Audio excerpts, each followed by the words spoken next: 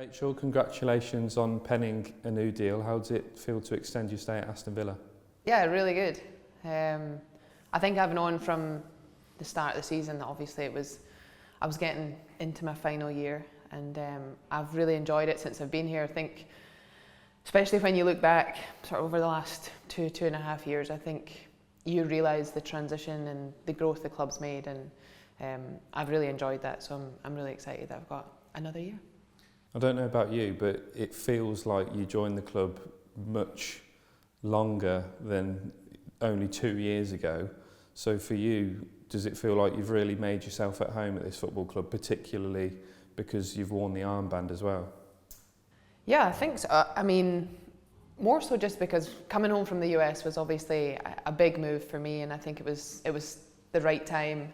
I knew I was going to be closer to family, and that was something that was important as well. And I've just really enjoyed being at the club and being part of the journey that the team's been on. I've bought a house here, and so yeah, it does have a really homely feeling. It's a place I absolutely want to stay, and I'm really excited. When you arrived, we were under Carla Ward for her first season. We were sort of growing from 10th, 9th in the league and going upwards to now experience a 5th place finish, a couple of semi-finals in such a short period of time. What's that been like? Yeah, I think it's been a learning curve, I think, firstly, but I can really quite vividly remember when I first came, and I knew Carla from a loan spell at Blues, and I knew that when she asked me to come home and join Villa, I knew that I wanted to do that, and I knew when I was coming that the team were in a position, but they were fairly early on in their time in the top flight, and that the challenge was to try and cement our place in the league and feel good about pushing on from there. And I can really remember being in the changing room, and everyone at the time was sort of looking below us to see what the other teams around us were doing and if we were safe. And I just think that mindset and the environment here and trying to become a team that actually wants to fight for certainly the top half, and then closing the gap on the others, trying to be a team and a club that fights for silverware. I think that's something that every player who's ambitious wants to be a part of, and just seeing that and feeling, I think, certainly the growth we made last year and that push and drive for that 5th place finish, I think that was something that for a lot of us we really enjoyed. It galvanised the group. It felt like a real good feel sort of project that we went on, and I think as well, when you look at the players we have here, the opportunity and the growth that there still is to gain, I think is also really exciting. So as one of the more experienced players in the dressing room, what's it like when you're trying to shift that mindset, particularly with the younger players in the group, to rather than look down at the teams beneath you in the league, let's look up and let's try and chase cup finals, for example? What's that like?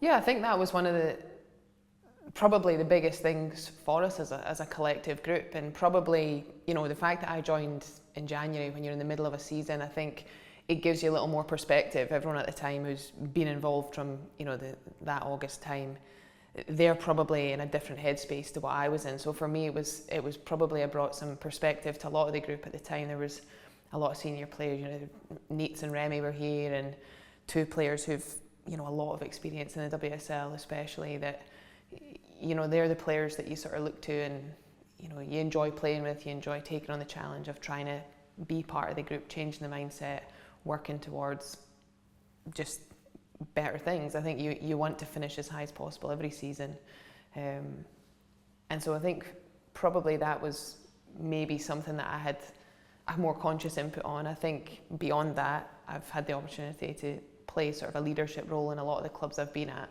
and it's something that I know is a skill set that when you come to a new environment, that's somewhere that you need to bring value in. So hopefully I've done that. I'll let others affirm. But yeah, I think just being a senior player, that you change as you grow in your career. You become more experienced, you mature, you understand the game slightly differently, different pressures weigh slightly differently on you.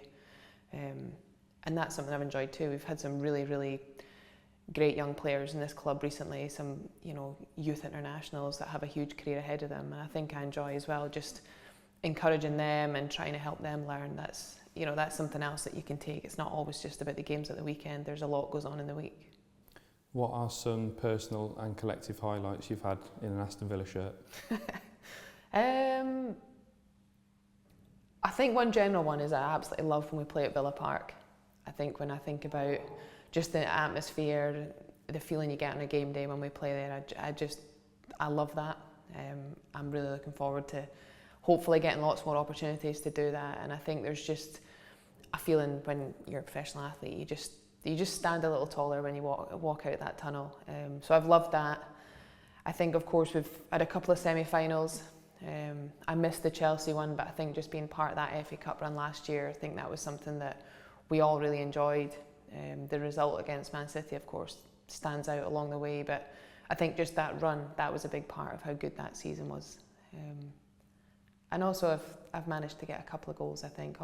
None in the league yet, so I've still to tick that box, but anytime I think you can get on the score sheet, it's always a good feeling. Maybe a league goal at Villa Park will be next on the list then. Right, yeah, let's tick that off. So looking ahead, you've extended your stay.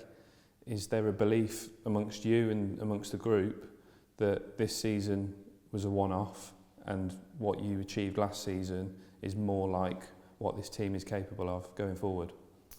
Yeah, I think there's a feeling of we've probably not quite had the consistency in the results as we did last year, and I think the momentum we gained in that second half of the season, we finished 5th, obviously, it was a really good feeling.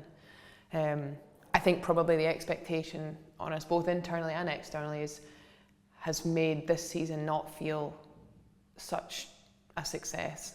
In saying that, I think it was always going to be really, really difficult to, totally emulate the work that we did the year before and get that same league finish. I think, the league's grown quickly, the game's grown so quickly, every team's trying to improve, and when you look at the results, I think there's been some good results, and I think there's been a couple others where we've been really unfortunate not to get more out of games. So I think that's been a challenge, more just sort of managing those expectations and the feelings, because naturally how it feels, whether that's something, you try and affect that positively within the dressing room, but of course there's external factors as well. So I think that's probably just been, for the group, just something that we need to probably learn on going forward too, because we had a tough start and I think it probably took us a little longer to get ourselves back on track, and I think we've so much quality in the dressing room. We've so many players that can, when they're at their best, they bring so much flair and charisma to the style of play that we can sort of show, and we need to make sure the feelings in the dressing room allow those players to do that. So I think that's one area that we've spoken about as a collective, but I also think this season there has been a lot more positives than we maybe realise, and that's an important reflection too, because last season we probably really did achieve, I think, probably as much as we could have, and this season I think we've maybe been a little unfortunate at times, but if we can build on this and become a team that aims consistently for the top half in a league that's arguably one of the best in Europe, I think that puts Villa in a really good spot to build a sustainably successful club.